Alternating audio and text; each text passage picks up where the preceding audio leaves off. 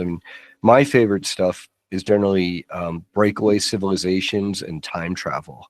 So, we could speak about either breakaway civilizations or the Montauk Project, also known as the Phoenix Project, whatever you and the viewers would like. Well, I mean, when we talk breakaway, I mean, we go back to the Germans, or the other Germans, should we say, and that's a good place to start. So I'd love to hear about your perspective on that when they went to Antarctica with Himmler. And I know they got up to some pretty crazy stuff down there. And maybe that's a good place to start. I don't know if you know something about that, the breakaway civilization of the Nazis through Himmler. Yeah, from Antarctica's New Schwabenland and Base 217, I forget the exact number, maybe. They went to the moon and then Mars and then out into the stars. And it wasn't just on their own.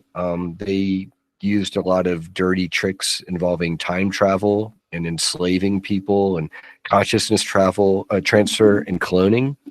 But they also are under at least one faction. Apparently there are multiple factions of draconians out there, negative and some positive. And I'm told that each Nachtwaffen, that's the German space fleet, each Nachtwaffen ship has or can have a reptilian commanding officer on board that outranks any of the humans. So there's that, even though, here on Earth, technically speaking, although the vast majority of the population doesn't know it, we're under the Fourth Reich, and the space Germans are in charge of Earth via their Anunnaki and reptilian overlords. They themselves they chafe. A lot of the German commanding officers, I'm sure if I was a captain of a ship, I wouldn't be very happy, having to bow to a reptilian. And so from with the reptilians' aid and weaponizing this space technology and time travel, humanity is known, unfortunately, amongst a lot of the ET races as like a plague of cockroaches, or cannibalistic or carnivorous cockroaches. Let's put it that way. It's like, Arkeem Ra, he's shared in his testimonies the SSPs taking over other planets. And the way they do it is, well, let's say there's an Earth-like planet that would be attractive to humans and it's got lots of resources, like in the movie Avatar. Actually, he says that there's a planet where the people are very much like the Corellians, I think they are. The people like Admiral Akbar, it's a TARP, right? That guy. Apparently there's a world of those people. It might be called Aurelia, and it's kind of like swamp-like Dagobah.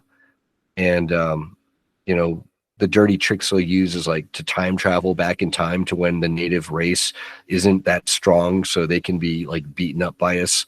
If we went and messed with them, but without time travel, and they naturally developed and evolved to where they would be in this timeline, and then we tried to pick a fight with them, forget about it. They'd be able to fight us off.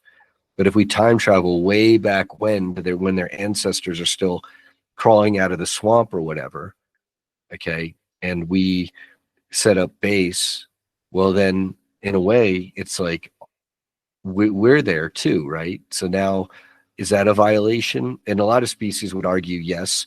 A lot of others, it's like, well, where the humans are there, might makes right, or that's just the way it is. What are they going to do about it? And Penny Bradley and Susan Long and others, I'm pretty sure Susan Long, but I know definitely Penny Bradley, they have recall of being so-called Valkyries, women going with like winged helmets, flying around on some kind of craft over these ancient Viking or Norwegian battlegrounds or Middle Ages, and cutting off the heads of fallen warriors, bringing them up into the ship, regen tanking them. Now you drop them off, and this probably looked a lot like what's depicted in the movie Rebel Moon. When I first saw that, I was like, this is stupid. Like, people have laser guns, but they're like milking cows. I'm like, and then the way Penny describes it makes perfect sense.